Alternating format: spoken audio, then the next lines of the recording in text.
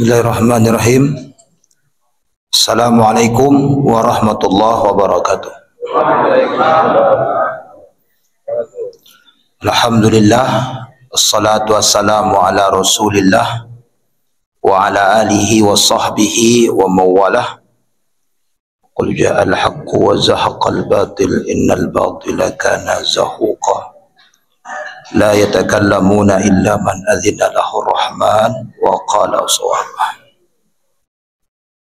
Bapak Ibu yang dirahmati Allah, menunggu azan Isya, kita lanjutkan kajian kita surat As-Sajdah ayat 18. Ya, Pak ya, Bu ya. Sajdah 18 ya.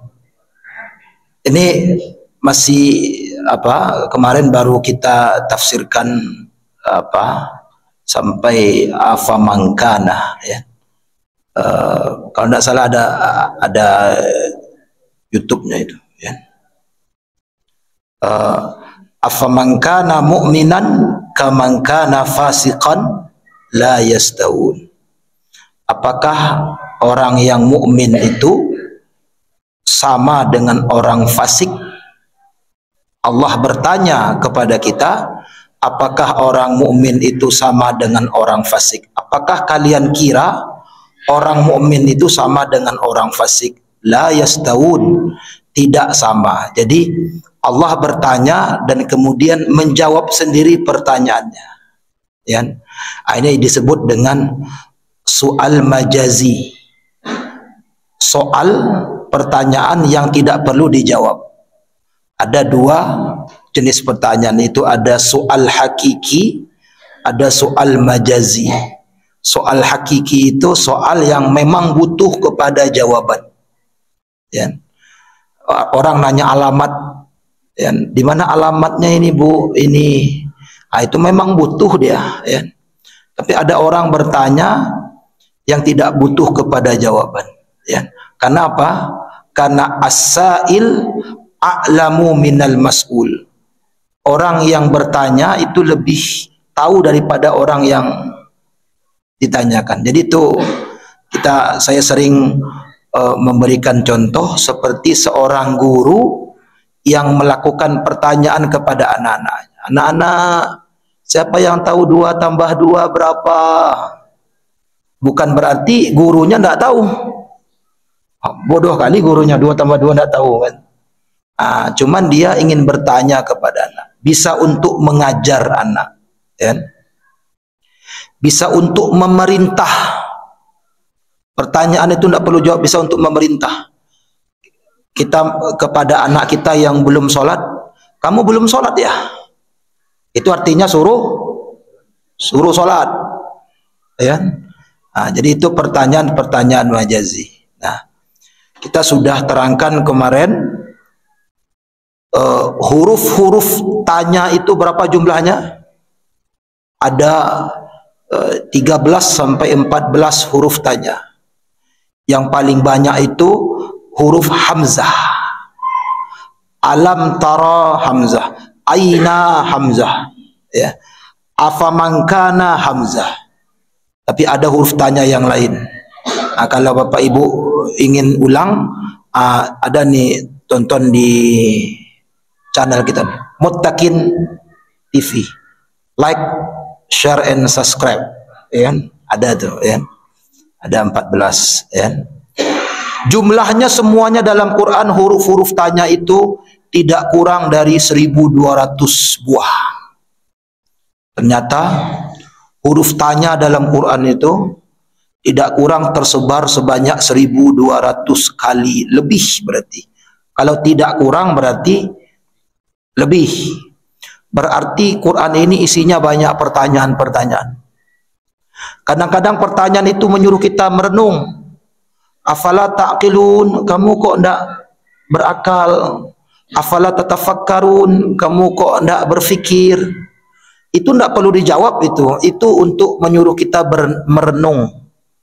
Jadi menyuruh kita merenung dalam bentuk pertanyaan. Itu dia pertanyaan.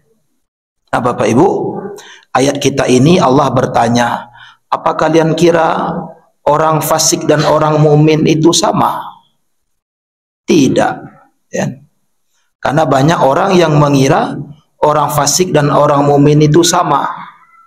Itulah penganut yang namanya filsafat eksistensialisme. Itu dalam bidang filsafat ada filsafat eksistensialisme, yaitu orang yang meyakini adanya wujud, setelah wujud tidak ada lagi. Kita ini hidup ini terakhir, setelah kita mati sudah selesai. Kematian menyamakan antara orang soleh dan orang kafir. Orang yang acok duduk di lapau main domino sama orang yang acok duduk di musaji pandang kajian, sama matinya. Sama-sama dagingnya sama-sama dimakan cacing, ya. Tulangnya sama-sama putih, sama saja, tidak ada bedanya. Itu namanya filsafat eksistensialisme. Orang ini sama semua katanya. Raja dan orang rakyat itu sama. Orang kaya, orang miskin sama. Orang sholat, tidak sholat sama. Semuanya sama. Cacing di dalam tanah tidak membedakan mana yang rajin ke masjid, mana yang rajin ke lapau. Nah, sama saja katanya. Nah, maka muncullah filsafat eksistensialisme. Nah, itu biasanya dipakai oleh orang-orang yang antiteis. Dia ada ateis, ada antiteis, dia berbeda. Kalau ateis itu dia percaya Tuhan tapi tidak percaya tentang fungsi-fungsi Tuhan gitu. Tapi kalau antiteis memang tidak percaya Allah itu tidak ada. Nah, itu dia, ya. Jadi kepada orang-orang yang mengira bahwasanya orang mukmin dan orang fasik ini sama, Allah mengajukan pertanyaan. Apa kalian kira itu sama? Tidak sama. La yastawun. Ya. Saya ini bawa kitab tafsir ini, ya. Soffatut Tafasir. Di sini dikatakan, afaman kana fil hayatid dunya mu'minan muttaqiyan lillah kaman kana fasiqan kharijan an ta'atillah. Dijelaskan, apakah kalian kira orang yang beriman dan bertakwa, dia jelaskan lagi, yang beriman dan bertakwa di dunia itu seperti orang yang fasik yang tidak taat di dunia. Beda di akhiratnya, beda pahalanya, ya. Nah, itu. Jadi mungkin di dunia sama, tapi di akhirat berbeda. Jadi hukum-hukum Allah itu mungkin sama di dunia. Orang mukmin kalau rajin pintar, kalau tidak rajin bodoh. Orang fasik kalau rajin pintar, kalau tidak rajin bodoh juga. Orang mukmin kalau dia rajin usahanya kaya, kalau dia malas miskin. Orang fasik juga begitu. Orang mukmin kalau mungkin begadang dapat penyakit, orang fasik dapat enggak? Dapat juga. Oh, dia enggak mungkin sakit, dia mukmin. Enggak mungkin. Jadi dalam hukum-hukum keduniaan itu sama. Tapi di akhiratnya berbeda. Itu. Afaman kana, Bapak Ibu yang pegang Quran, kita sudah jelaskan huruf A, faman sudah kita jelaskan dulu, ya. Kana. Kana ini sering dengar enggak dalam Quran? Ya, kana. Jadi kana itu kalau bahasa Minangnya inge, ya. Tapi kalau dalam bahasa Arab bukan inge. Kana itu artinya huruf yang dipakai untuk sesuatu yang kekal. Jadi kalau ada kana berarti kekal dia. Wa kana Allahu ghafurur rahimah. Allah Maha Pengampun, Maha Penyayang. Kekal pengampunnya, kekal penyayangnya. Itu jadi kana. Jadi orang mukmin dan orang fasik itu dalam kekekalannya tidak sama, di akhiratnya tidak sama. Ya, nah, Bapak Ibu, ayat ini turun terkait dengan pertikaian antara siapa? Antara seorang fasik, ya, dengan Ali yang berkata, "Hei Ali, kudaku lebih besar daripada kudamu, badanku lebih kekar daripada badanmu." Ya. pedangku lebih tajam daripada pedang. Lalu berkata Ali, ya tapi kamu fasik. Begitu. Ya. Mu'minan. Jadi afaman kana mu'minan. Sekarang kita akan dalami lebih lanjut. Mu'minan. Mu'minan itu terambil dari kata iman. Ya. Iman itu berbeda pendapat ulama. Menurut sebagian ulama, iman itu adalah tasdiqun bil qalbi wa iqraru bil lisani wa amalun bil jawarih. Diucapkan dengan, dipercaya dengan hati, diucapkan dengan lidah. Jadi kalau dipercaya dalam hati saja tidak diucapkan, itu tidak beriman. Makanya orang beriman itu butuh syahadat agar orang tahu dia beriman. Jadi syahadat itu mesti ada yang mendengarkannya. Apa ibu Allah bersyahadat? Lihat ada orang mendengarnya. Jadi kalau alun ajak kawan sampiang, dengar yo ambo syahadat gini kau. Itu syahadat itu. Tapi kalau syahadat diri sendiri aja tidak ada yang mendengarnya, itu bukan syahadat.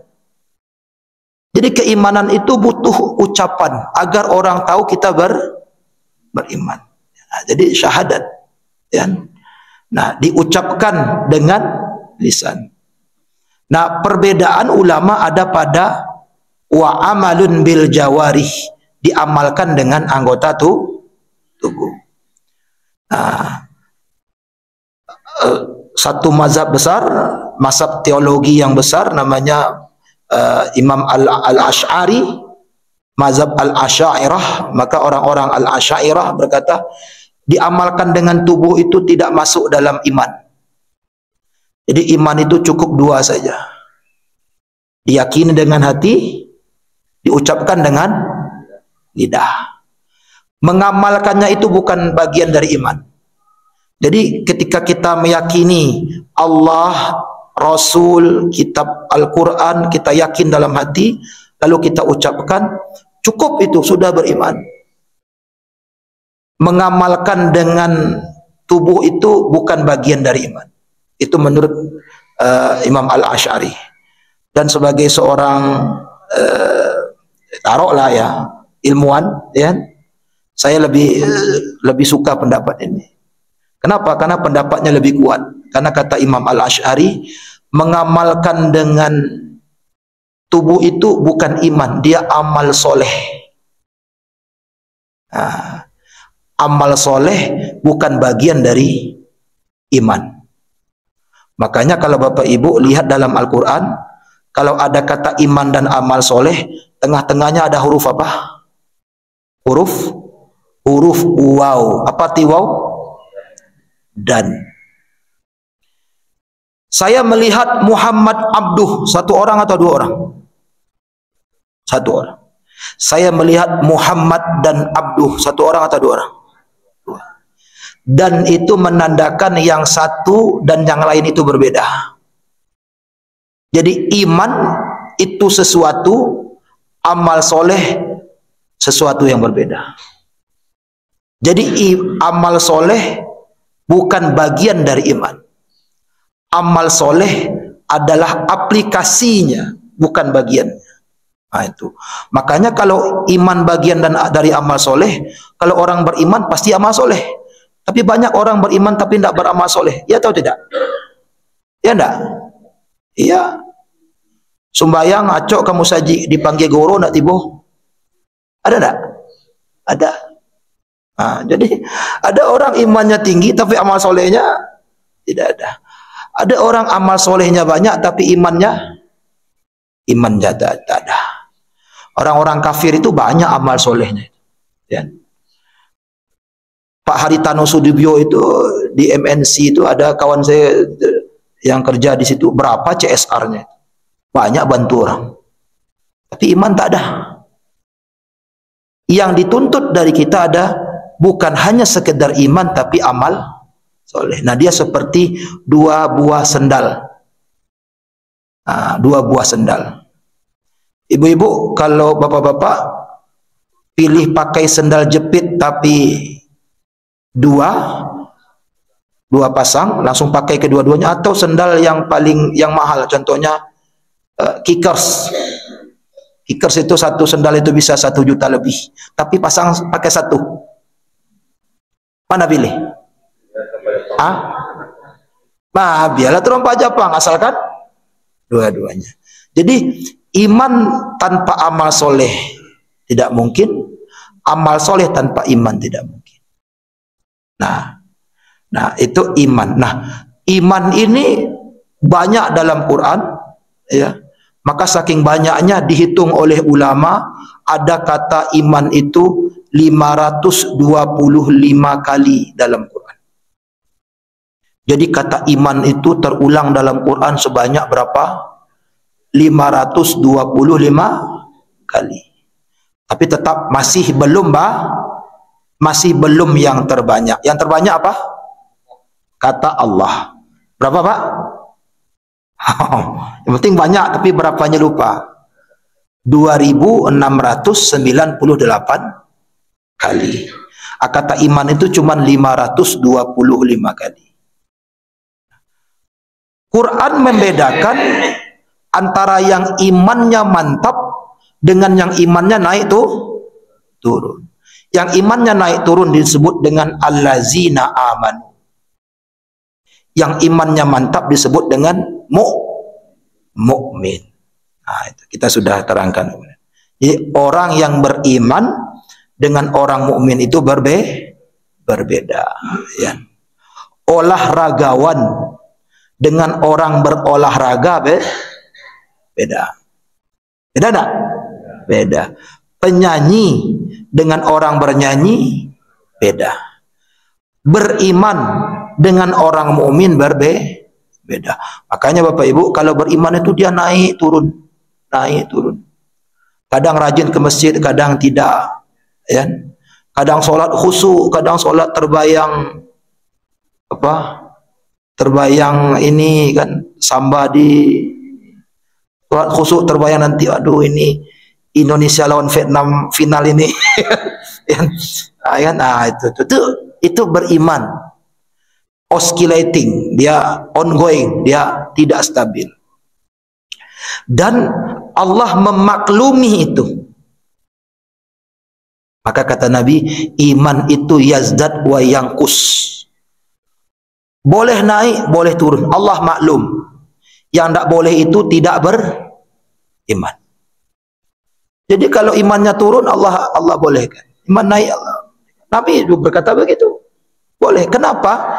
Karena dia terletak di hati. Hati itu wadah iman. Hati itu artinya qallaba, itu artinya terbolak-balik. Air ini mengikuti wadahnya, benar atau tidak? Wadahnya seperti ini, airnya seperti ini. Kalau kita pindahkan ke gelas, beda lagi. Isi mengikuti wadahnya. Wadah itu mempengaruhi isinya. Wadah iman itu di hati. Hati itu terbolak-balik. Maka semua yang pakai hati pasti terbolak-balik. Semua yang pakai hati. Rindu pakai hati, dia terbolak-balik. Ya kan? Rindu itu naik turun enggak? Orangnya jauh rindu, orangnya dekat. Dosa anak kita jauh, telepon, "Bilo pulang, pulang rayo." "Dia pulanglah rayo, rindu anak kami pulang rayo yo." "Lah pulang lo nyo lah seminggu rayo di rumah wa." "Bilo kapai aja." Ya kan? Ya kan? "Bilo lah kapai." "Bilo pulang." Minggu besok lah." Minggu besok lah pulang." Jadi rindu naik turun. Iman naik turun. Kenapa? Karena dia pakai hati. Apa yang pakai hati lagi? Cinta. Cinta pakai hati, maka dia naik turun. Maka itu gombal kalau ada suami ibu yang berkata, "Cintaku padamu tinggi selalu cinta." Tidak ada itu. Itu bohong itu. Cinta itu pakai hati. Kalau dia tinggi selalu, tidak mungkin. Pasti dia naik turun. Kadang cinta, tapi kalau uang belanja kurang, kurang cintanya kan. Nanti disalami, nanti tinggi lagi cintanya. Ya begitu. Itu wajar. Kadang di atas, kadang di bawah, tapi yang penting sumbunya harus di tengah. Itu. Kadang iman tinggi, kadang rendah. Yang penting harus beriman. Allah maklumi. Jadi Bapak Ibu, agama ini logis sekali. Agama ini masuk akal. Allah tidak menuntut kita yang berat-berat. Semuanya itu boleh. Kalau sholat, kalau Anda tidak bisa sakit, ya boleh duduk. Tidak bisa duduk, boleh berbaring. Oh, tidak bisa puasa, boleh nanti tangguhkan di hari lain. Jadi iman itu sangat fleksibel. Itu allazina aman. Tetapi Bapak Ibu, ada orang-orang yang exception. Ada exception, ada orang-orang khusus yang memang imannya itu apa namanya? Tinggi sekali, tidak turun-turun. Nah, itu dia. Itulah yang disebut orang mukmin. Bapak Ibu, orang mukmin atau orang beriman? Ya. Nah, kalau iman tadi berapa kali dalam Quran? 525 kali. Kalau kata mukmin itu karena khusus sekali, maka hanya ada 22 kali Quran menyebutnya. Jadi hanya ada 22 kali kata mukmin dalam Quran. Yang begini-gini ini ada di buku Mu'jam Al-Mufahras li Alfazil Quran. Ya. Dia sudah dihitung oleh ulama. Kata ini terulang sekian kali, kata ini terulang sekian kali. Gitu. Saya ada kitabnya itu, 3 jilid itu. Dipinjam, banyak yang minjam, antri mau fotokopi, tebal. Kalau dilakukan ke anjing mati anjing. Tebal itu, ada itu. Sekarang ada lagi, dia sudah limited edition. Ada 2 buku yang saya beli itu, pas saya beli dia sudah selesai. Ini di luarin ya. Yang terakhir itu saya pernah beli buku Imam Samudra. Imam Samudra ketika dia setelah membom Bali, dia kan di penjara. Dia buat buku di penjara itu, namanya Aku Melawan Teroris nama buku. Saya sempat beli buku itu, ternyata buku itu terlarang versi intelijen. Saya beli, pas sudah saya beli dilarang. Saya berani sebut itu karena buku itu sudah dipinjam orang dan tidak dibalik-balikkan. Ya. Itu Imam Samudra membuat buku Aku Melawan Teror. Saya beli buku itu, sana itu sudah habis, tidak ada lagi. Ya. Nah, 2 buku ayat tadi Mu'jamul Mufaros itu saya punya 3. Makanya saya tahu kata ini terulang sekian kali. Bukan saya hitung, habis pekerjaan saya ngitung itu. Ya. Tapi itu sudah dihitungkan oleh ulama. Jadi itu amal jariah bagi ulama itu. Ya. Jadi Bapak Ibu tidak perlu dengar lagi kata kafir berapa kali ya Ustaz ya, kata mukmin berapa kali ya, kata ini berapa kali, sudah ada semuanya itu. Maka sampai huruf hamzah saja dihitung. Huruf tanya 1200 kali, semua dihitung. Nah, kata mukmin ini dalam Quran ada sebanyak 22 kali. Jadi dari 525 iman itu hanya 22 kata mukmin. Saking susahnya jadi orang mukmin itu, maka dia sedikit, cuman 22 kali. Kalau Bapak Ibu tidak percaya, kalau yang kurang kerjaan, hitunglah nanti sendiri kan. Bukalah Quran itu cek-cek kan. Nah, menariknya Bapak Ibu, kata mukmin yang terulang 22 kali itu hanya 21 kali menjadi sifat manusia. 1 kali menjadi sifat Allah. Ternyata Allah itu juga mukmin. Allah menamai dirinya dengan Al-Mu'min. Jadi mukmin itu bukan hanya kita yang imannya mantap. Allah juga menamai dirinya dengan Al-Mu'min. Hanya 1 kali dalam Quran nama Allah Al-Mu'min itu. Ada pada Quran surat Al-Hasyr ayat ke-23. Wallahu allazi apa? Surat Al-Hasyr itu kan? Ya, nanti bukalah surat Al-Hasyr itu. Al-Malikul Qudusus Salamul Mu'min. Itu nama Allah itu. Itu bukan mukmin yang beriman, itu nama Allah. Nah, sebelum kita masuk pengertian lebih dalam kepada mukmin yang manusia, kita lihat dulu mukmin Allah itu. Jadi Allah mukmin dengan manusia mukmin berbeda. Dalam teorinya ulama tafsir mengatakan begini. Dua pekerjaan yang sama dilakukan oleh dua yang berbeda, pekerjaannya berbeda. Allah mukmin, manusia mukmin, beda. Nanti kalau ada waktu saya jelaskan. Allah taubat, manusia taubat, beda. Jadi Allah itu juga taubat, tawwab. Allah taubat juga, manusia taubat, beda. Allah mukmin, manusia mukmin, beda-beda. Kita terangkan mukmin Allah itu apa. Kata ulama, Allah al-mukmin itu adalah, kita buka, kita bahasa Arabnya ya. Ini apa namanya, nanti ditonton orang, Ustaz ini dari tadi tidak ada bahasa Arabnya.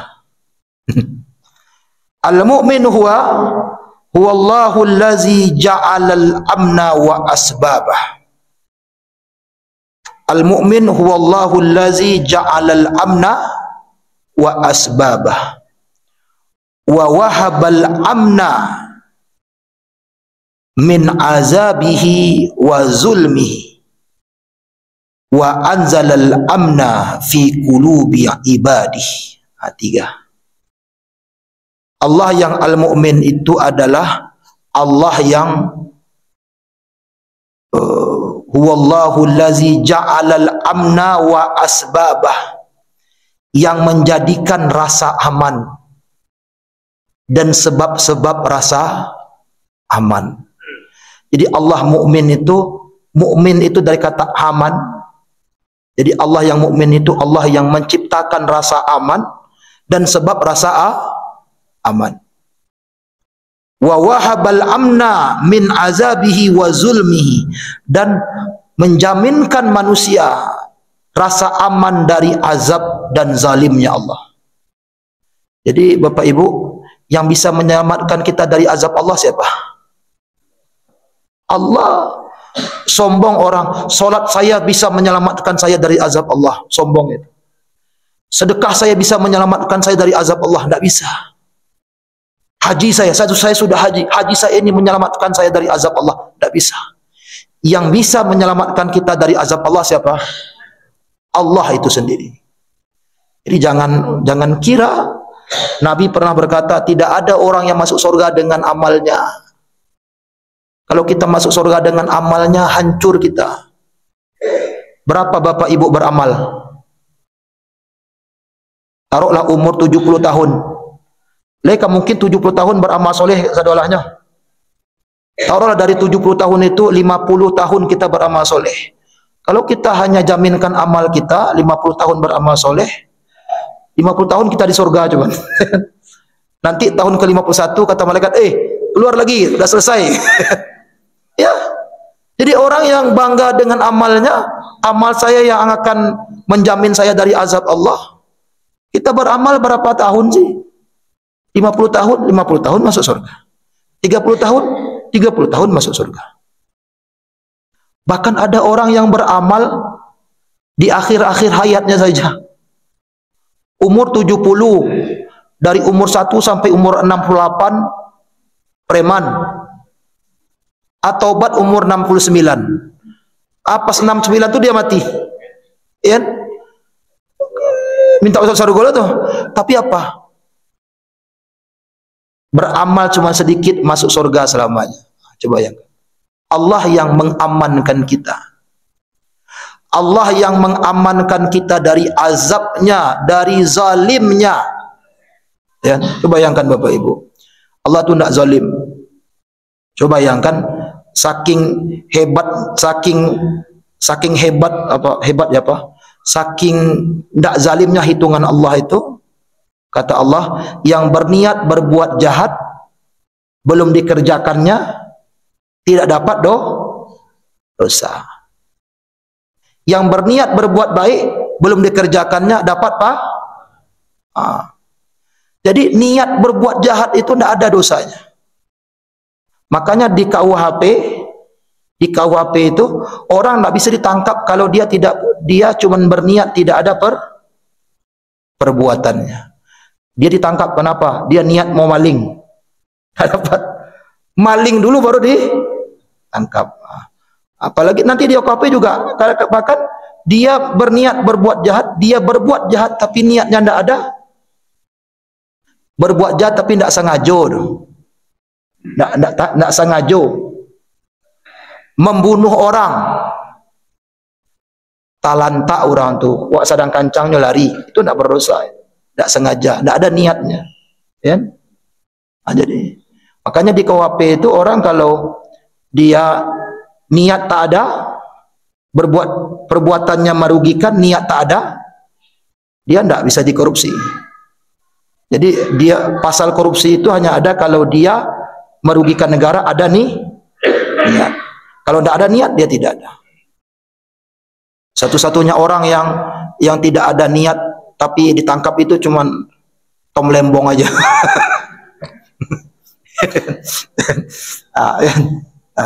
Kita lihat itu. Jadi Allah itu mengamankan, al-mu'min itu mengamankan dari azabnya. Allah maha mengamankan manusia dari kezalimannya. Tidak mungkin Allah zalim. Yang pertama apa tadi? Ja'alal amna wa asbabah. Dialah yang menciptakan rasa aman dalam diri kita. Dan sebab-sebab rasa aman. Kalau ibu merasa aman, bapak merasa aman, itu Allah yang membuat. Rasa aman itu kan ada sebabnya. Sebabnya Allah yang membuat. Apa rasa aman? Kata ibu, ketika suami saya ada di samping saya merasa aman. Suami ibu itu Allah yang menciptakan. Kalau bapak lain lagi, ketika istri saya tidak ada di samping saya merasa aman. itu bedanya. Itu bedanya suami istri. Kalau istri itu suami ada di sampingnya merasa aman. Kalau suami istri tidak ada di sampingnya merasa aman. Kan gadang gala apa ibuku tanda setuju tuh, ya. Itu makanya kalau dikata di kantor, abang keluar kota deh, ikut enggak? Oh, enggak ikut, alhamdulillah. Kalau ikut alasan tuh gawat kilonya, ya. Nah itu. Jadi Allah mukmin itu Allah yang menciptakan rasa aman. Aman itu adalah ketentraman dan ketenangan jiwa. Allah yang mukmin Allah menciptakan. Dan sebab rasa aman. Sebab rasa aman itu ada 8. Sudah saya terangkan di sini kan? 8 sebab rasa aman. Dan 8-8-nya dilakukan oleh Rasulullah. Pertama, iman. Iman itu membuat kita aman, tentram. Itu faktor pertama. Yang kedua, keluarga yang baik. Orang kalau istrinya tidak baik, anaknya tidak baik, suaminya tidak baik, tidak tentram hidup, tidak aman. Jadi faktor kedua itu apa? Keluarga yang baik. Maka pilihlah istri yang soleha, suami yang soleh, ya.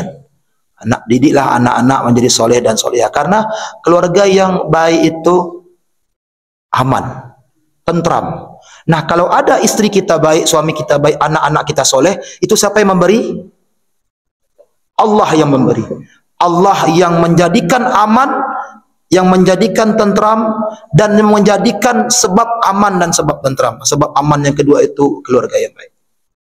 Nah, Rasulullah itu istrinya soleha. Anak-anaknya soleha.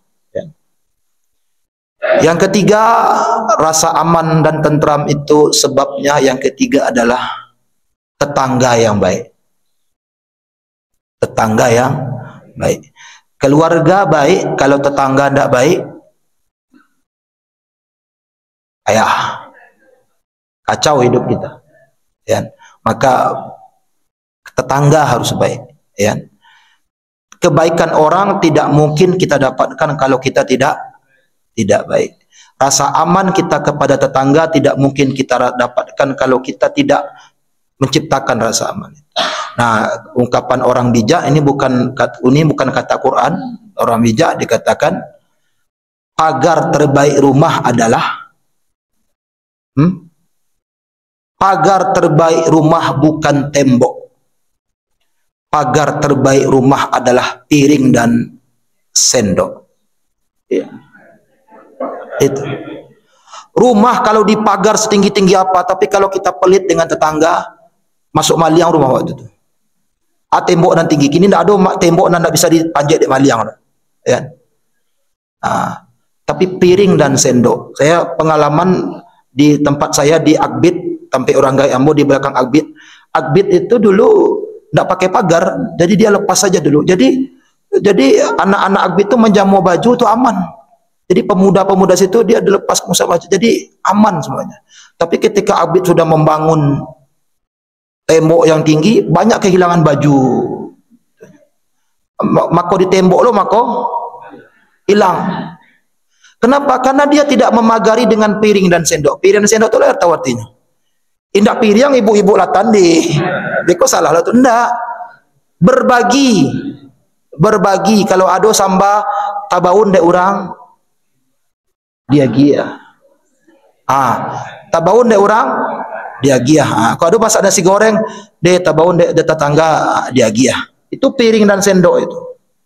Jadi bukan piring dan sendok dileratkan di depan rumah, enggak. Itu piring dan sendok itu. Nah, Bu, kalau memagar rumah dengan betapa banyak di kampung itu enggak ada, kadang-kadang enggak ada pagarnya. Orangnya pergi ke pasar, rumahnya pintunya terbuka saja. Tapi aman. Kenapa? Tetangga itu memagarinya.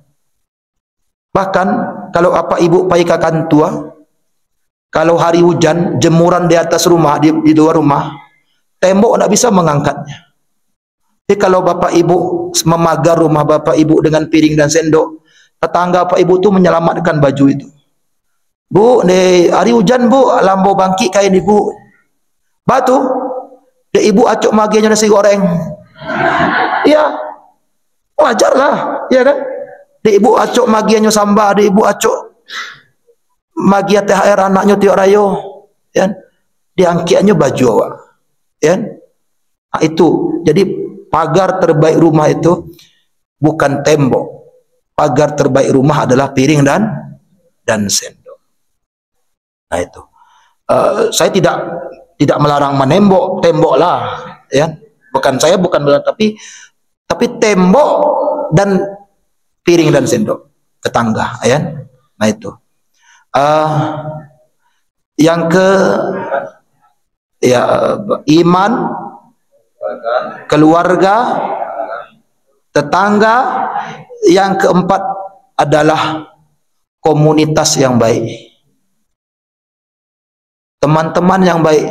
Kalau tetangga itu kan samping rumah. Kalau komunitas itu bisa orang kawan sama arisan, kawan sakan tua, grup WA yang baik. Kalau grup WA ibu semuanya isinya gibah semua, keluar aja dari grup itu. Tidak tenang hidup kita. Maaf ya, HP saya lemot, izin left group, keluar. Ya, keluar aja. Karena komunitas tidak baik, teman tidak baik. Betapa banyak orang yang keluarganya baik, temannya tidak baik, hancur hidupnya. Ada orang yang temannya mengambil istrinya, ngambil suaminya. Kenapa? Keluarganya sudah baik, temannya tidak baik, komunitasnya tidak baik. Jadi komunitas arisan, komunitas kampung, komunitas semuanya itu membuat sebab. Dan kalau ada kita itu, maka itu Allah yang menciptakannya. Alhamdulillah, kalau saya alhamdulillah lagi baik-baik semua. Ya. Banyak komunitas ustad, dai sakato macam-macam, ya. Ada. Cepat dah saya. Ni Thailand lawan apa? Vietnam lawan Indonesia ni kan. Yang ke berapa itu? Pekerjaan yang baik. Pekerjaan yang baik membuat hati kita tenang. Kalau Bapak Ibu dapat pekerjaan yang baik, Allah yang menciptakannya. Allah menciptakan rasa aman, tentram, dan sebab aman dan sebab pekerjaan yang baik. Pekerjaan yang baik itu apa? Bukan yang banyak duitnya. Jadi tolak ukur pekerjaan baik itu yang banyak gajinya, tidak. Ada yang gajinya tinggi tapi kalau pekerjaannya tidak baik, tidak aman. Kerajo Pak, banyak mau auto ampe, rumah ampe, bini ampe, ya. Kerajo Pak, adalah dia menyuruh-nyuruh, tidak mau bersobok jurang, takui, rupanya bandar narkoba.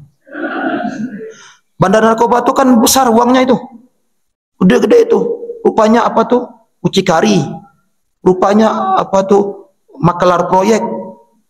Tapi ada orang yang kerjanya tidak ada gaji. Karena pekerjaannya baik, tidak ada gajinya, tenang hidupnya. Kerajo Pak, ambo ketua musaji. Bapak dokter. Saya tanya kepada dokter, bara gajinya sebagai ketua musaji?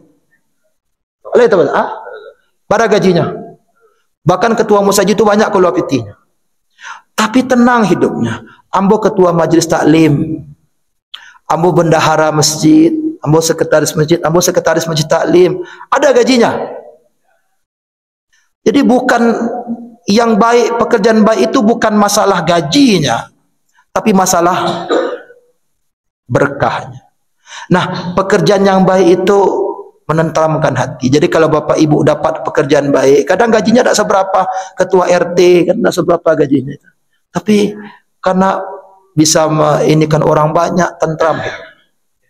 Nah, pekerjaan baik yang ke-6, yang ke-6 itu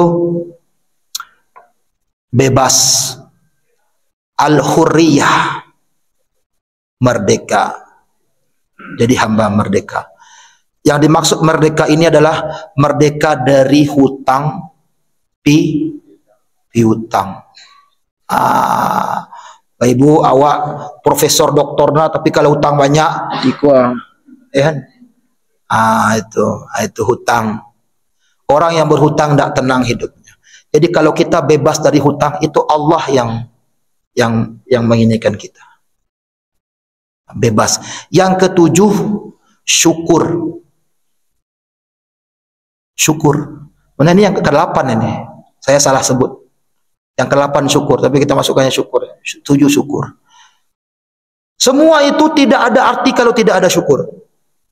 Pekerjaan baik, suami istri baik, anak baik, apalagi teman-teman baik, tetangga baik, ya, utang tidak ada, tapi tidak ada syukur, tidak tenang hidupnya. Maka orang-orang itu kadang-kadang tidak ada syukurnya, padahal banyak nikmat Allah kepada dia, tapi tidak ada syukurnya, maka tidak tenang hidup. Itu yang terakhir, yang ke-8 itu. Nah sebelumnya yang ke-7 itu adalah kira-kira benar ibu, hati tenang itu.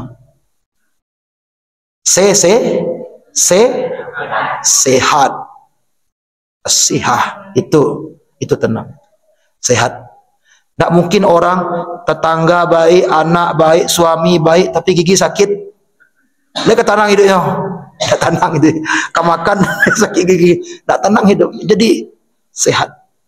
Jadi semua dapat, tapi kalau tidak ada syukur, tidak. Jadi 8 itulah sebab ketenangan hati. Dan ke-8-nya Allah yang menciptakan, karena Allah al-mu'min. Maka Bapak Ibu, kata ulama, yang ingin tenang hidupnya diberikan oleh Allah yang 8 itu. Diberikan oleh Allah yang 8 itu, maka berzikirlah dengan nama Allah, ya mu'min, ya mu'min, ya mu'min, ya mu'min. Jadi zikir itu jangan hanya subhanallah, alhamdulillah, Allah akbar. Sekali-sekali zikir, ya mu'min, ya mu'min, ya mu'min, ya mu'min. Insyaallah tenang hidup. Itu Allah al-mu'min. Saya kira itu dulu, ya. Maka si kalau minta kayu al-mughni ya. Assalamualaikum warahmatullahi wabarakatuh.